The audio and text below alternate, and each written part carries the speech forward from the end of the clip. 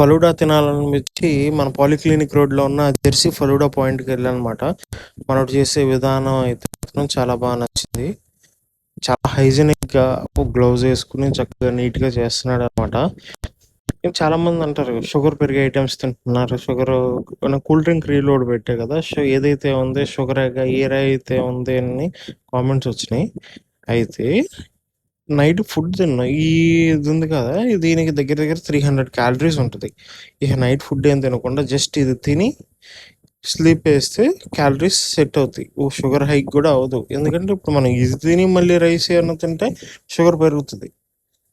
మనోడు వేసే ఐటమ్స్‌కి ఆ డబ్బాలు తీసింది మూత తీస్తున్నాడు, ఏస్తానే ఉన్నాడు, మూత తీస్తున్నాడు, ఏస్తానే ఉన్నాడు. ఎన్నో ఐటమ్స్ ఏస్తున్నాడు. కానీ నాకు అయితే ప్రతి బైట్‌లో డ్రై ఫ్రూట్స్ అయితే తగులుతున్నాయి. నేనైతే డ్రై ఫ్రూట్ ఫలూడా తీసుకున్నాను అనమాట.